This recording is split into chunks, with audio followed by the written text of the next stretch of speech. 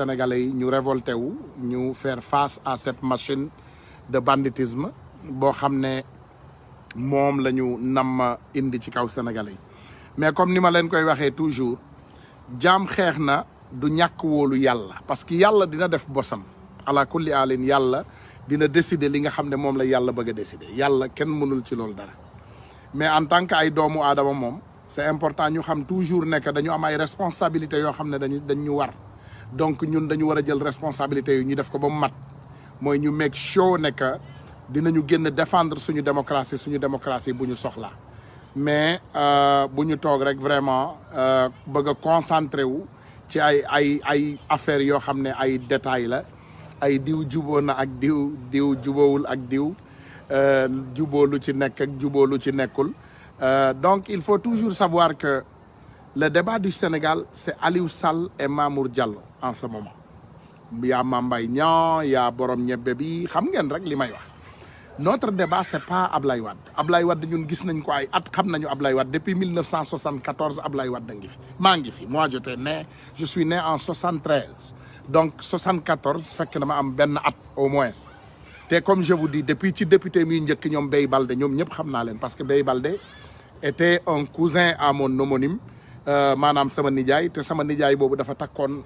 sœuram donc famille yi man ci laa juddu ci laa màgg je les connais des années amul benn changement boo xam ne am na ci tey donc comme ni ma leen koy waxee rek loolu c'est pas notre problème il faut ñu jël loolu ñu mën a différencier ñaari affaires yooyu Ablaye Wade bu juboo ak Macky Sall loolu du tax ñu wàññi seen njëgu courant bi suba du tax ñu jàpp Aliou Sall dugal ko ci biir kaso bi donc loolu beneen détail la nañ ko teg fële loolu soit Macky Sall lay bénéficier wala mu yàqal Ablaye Wade wala mu bénéficier Ablaye Wade yàqal Macky Sall on s'en fout en tout cas ce qui nous intéresse nous en ce moment au Sénégal mooy maanaam li nga xam ne moom mooy suñu ressources naturelles yi te aussi ñu bëgg rek bu waxtaan bi di ñëw waxtaan bi doon waxtaan bu leer naññ maanaam boo xam ne doomu sénégalais yëpp dañ ciy gis seen bopp parce que fii du kër baayu Macky Sall nii kër baayu diw nii kër baayu diw fii doomu sénégalais yëpp ñoo moom Sénégal ñun ñëpp ñoo bokk Sénégal maanaam ressources naturelles du Sénégal yi ñun ñëpp ñoo ko bokk donc ce qui est important et encore une fois ce que les Sénégalais veulent que ça continue à être le débat c'est nos ressources naturelles seen théâtre boobu nga xam ne moom la ñuy def assemblée nationale kooku warul jéggal doomu aadama waru cee wax parce que je vous dis la vérité Sénégal comme niñ leen ko waxee dafa doon ñaari classe tey maanaam ceux qui font le théâtre et ceux qui font du sérieux voilà ceux qui font le théâtre c'est pour faire rigoler les gens et faire amuser maanaam yëg seddal xol yi pour doomu aadama yi foo ci ce qui veulent faire du sérieux ñooñu maanaam dañoo jóg pour wax ci li nga xam ne moom moo sérieux toujours ci waxtaanu Sénégal donc ñun yàlla nañu yàlla boole ci ñi nga xam ne ñoom ñooy wax lu sérieux qui veulent faire du sérieux ñooñu maanaam dañoo jóg pour wax ci li nga xam ne moom moo sérieux toujours ci waxtaanu Sénégal donc ñun yàlla nañu yàlla boole ci ñi nga xam ne ñoom ñooy wax lu sérieux te di def lu sérieux ci Sénégal ñun looloo ñu intéressé maintenant dans l'autre cas comme par exemple cas wu opinion internationale boo leen demee tey ci 1 million di ngeen ko gis hier ak manu yàlla j'ai eu l'opportunité de rencontrer le congressman Adriano Espaillat qui représente la 13e district de New York 13 district of New York au US Congrès US House of Representatives waaw US Congrès donc j'ai été donné vraiment am na visite officielle pour dem US Congrès pour waxtaan ci lii nga xam ne moom mooy réewum Sénégal ak yi nga xam ne moo fa xew lenn li ma ci neex rek ndeysaan macha allah dans notre débat la première chose qu'il a fait il m'a demandé mu reetaan mu sourire mu ne ma mais man j'ai un petit problème qui existait dans ma tête qui était un peu différent de ce que j'ai vu mu ne mais qu'est-ce qui s'est passé devant la maison du Sénégal il y a quelques jours maanaam ci assemblée générale bi mu ne loolu dafa yee politiciens américains yu bari mu ne te lii la ñu doon wax ci ñun c'est ce qu'on attendait de nous parce que ñun yàgg nañu wax ak ñoom mais ce qu'il nous disait toujours mooy mën nañ la xeexle waaye duñ la xeexal il faut ngeen xam loolu l'opinion internationale dit toujours aux Sénégalais mënuñu leen xeexal mais mën nañ leen xeexle comme tey maanaam bu ñu jógoon di xeex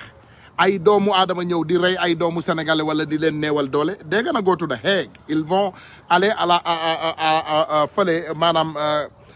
justice internationale cour internationale fële dinañ fa dem. loolu bu leen xam nga sénégalais yi ñu bari ndeysaan li ñuy ragal tey mooy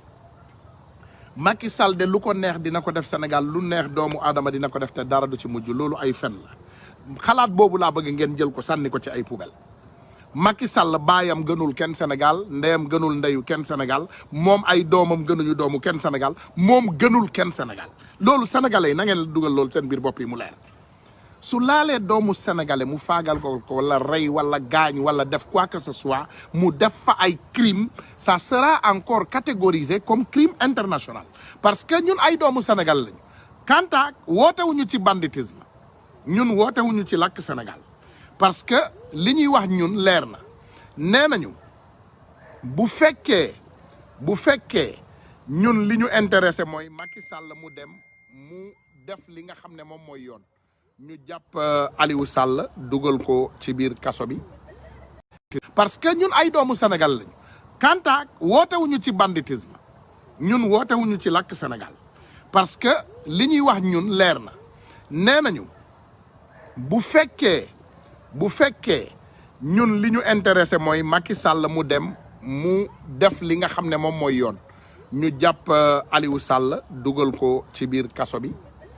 atte ko jàpp Mamour Diallo atte ko parce que defe naa gis ngeen vidéo yi assez ñëpp wax nañ leen li nga xam ne moom moo nekk ci li nga xam ne diggante Aliou Sall ak Macky Sall ak Mamour Diallo. Macky Sall est en colère avec Mamour Diallo. Macky Sall tey il est en colère au cas de Mamour Diallo yëg na lépp xam na lépp lu xew te metti na ko ba fa metti ñu yem mais xam nga ce machine banditisme machine banditisme bii nga xam ne moom moo am Sénégal loolu njëkkeewul si Mamour Diallo mais loolu mooy borom ñebbe 4500 kilos c'est la même chose parce que Mamour Diallo ay terrain la ay doomu aadama yu ñëwoon maanaam war a wax ci ay terrain yoo xam ne doomu Sénégal comme niñ ko waxee dañu bëggoon s'usurer maanaam ay alal donc ñooñu jël terrain yi jaay ko ci ay anam ci ay prix mu jël facture boobu surfacturé ko d'une manière maanaam joxe ay firnde yoo xam ne ñooñu maanaam jox leen benn lettre de garantie dites-vous que di ngeen jot 94 milliards te ñoom 94 milliards te ñoom 2 milliards wala 3 milliards la ñu waroon am ci mbir mi maanaam seen surfacturage yooyu rek mu dem maanaam pompe mbir mi ba mu yegg fële mën ngaa dox ci banque bu nekk ci àdduna bi ak liste yooyu je vous garantis man am naa ay contrat ci àdduna bi xam naa nu mu demee mën ngaa jël bépp lettre de garantie gouvernementale wala ay lettre contrat gouvernemental ak lu mu mën a doon bu fekkee gouvernement daf la jox ay lettre de garantie ne war na laa jox tant de pognon tant d'argent mën nga koo jël dem ci banque bu nekk ci àdduna bi man de gouvernement Sénégal dina ma jox temps wallahi buñ ko xoolee lettre de garantie bi mu baax boo leen leboon 500 milliards mais da nga leen di leb maanaam lu nekk ci digg xaalis bi comme maanaam loo xam ne dafa méngoo xaalis boobu nga xam ne loolu lañ la war a jox donc mbir yu mel noonu dafa leer attendez xam nga j'ai apprécié un frère aujourd'hui ndeysaan li ngeen di yaakaar toujours ne Sénégal dafa bari ay dof déedéet Sénégal d'accord bari na ay dof fais gaffe. Il y a des El Hadj Diouf, il y a des dames comme El Hadj Diouf aussi dans les réseaux sociaux. Sénégal xam nañ ne y a beaucoup de maladies mentales xam nañu loolu mais aussi am na ay nit yu wér yu ànd ak seen sago il faut ngeen comprendre loolu. am na ñoo xam ne dañuy jongler comme ballon d'accord c'est des tricheurs même ci école ñoom tricher lañ daan def wala fen ci ay sëy ay tricher la ñuy def wala fen mais il y a aussi des personnes sincères ay doomu aadama yoo xam ne dañuy génn di wax li nga xam ne moom mooy dëgg ci biir réew. ngeen jéggal ma mais lii dama ko xool mu laal sama xol parce que je me disais toujours que ana sénégalais yu baax yi ana doomu Sénégal yi nga xam ne xam nañu dëgg bi. j'ai regardé ce jeune sénégalais peut-être c'est mon frère xaw ma maa ko mag Moustapha Niang j'ai regardé ce jeune ma seetaan ko j'ai pris mon temps. ci vidéo bi si mbirum 94 milliards yi nga xam ne moom la ay nit tukk ay journaliste ak ngeen déglu un jeune cohérent mais écoutez la ci lépp loo xam ne dañu gis ne ay mbir écoutez ce jeune ñoom ci la ñu jug di ci utum xaalis te Sénégal googu nag defe naa moo weesu naam duñu ay fiscaliste naam liggéeyu ñu impôt domaine naam liggéey ñu ministère des finances mais lu mu néew am nañu xam-xam bu ndaw mën nañu lire mën nañu déglu di comprendre ce qui s'est passé mooy dafa am famille boo xam ne dañu am suuf boo xam ne état dafa ñëw di ko jël ñu waxtaan ak état ba d'accord ci 1000 francs le mètre carré mu nekk valeur bu 2 milliards et quelques et 500 et quelques millions te ñëpp xam nañu état. jéggal leen ma de gars yi dama bëgg ngeen dégg ko dama bëgg ngeen déglu lii. taw bu dégg ko ci balaa état de la fay day yéex ci la Tahirou Sarr ak Mamour Diallo nga xam ne moo nekkoon domaine dugg en jeu Tahirou Sarr mu jënd créance bi valeur 2 milliards 500 et quelques millions mooy le mètre carré à 1000 francs kon moom famille bi wala wéy na parce que dafa am ko jënd créance bi si ñoom ñu jaay ko créance bi ndaxte dañoo yàqamtoon xëy na seen xaalis Tahirou Sarr kayit boobu la jël dem seeti Mamour Diallo ñoom ñaar Mamour Diallo ñoom ñu réestimé valeur terrain bi def ko mètre carré à 37 et quelques mille francs moo yóbbu terrain yooyu ba 94 milliards yi nga xam ne moom ngeen ñu dégg mais du 94 milliards yoo xam ne famille bi ñoo koy dugal seen poste parce que créance bi jënd nañ ko si ñoom ba pare Mamour Diallo Tahirou Sarr ñu def seen yëfu njublan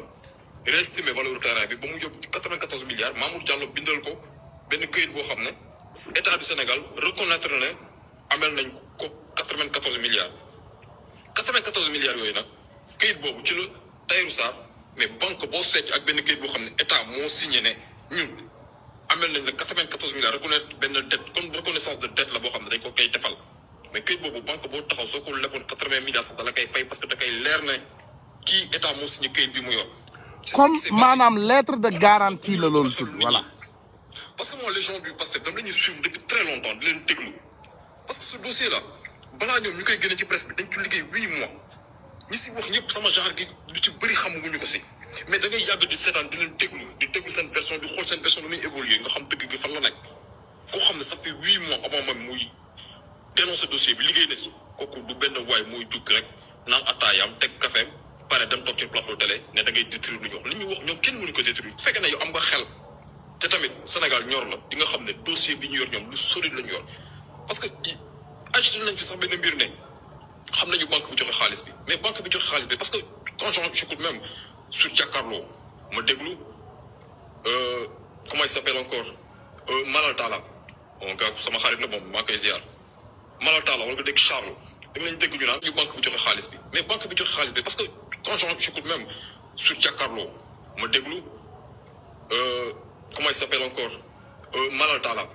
mon gars sama xarit la moom maa koy ziar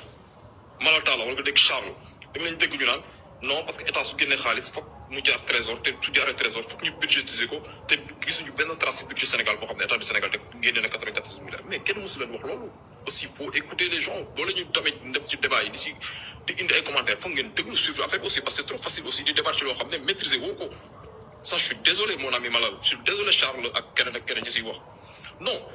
Mamour Diallo dafa signé Tahirou Sarr kayit boo xam ne état du Sénégal reconnaît devoir 94 milliards à Tahirou Sarr kayit boobu la ñu jël dem ci banque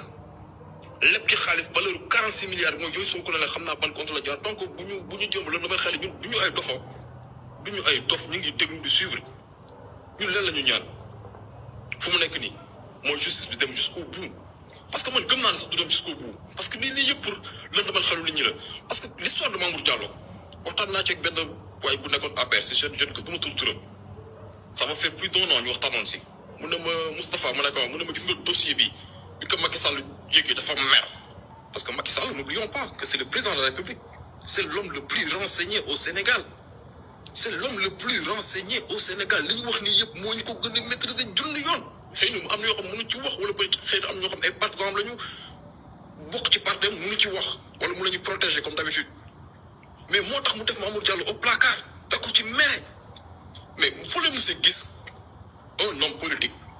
bu nekk un grand leader à Louga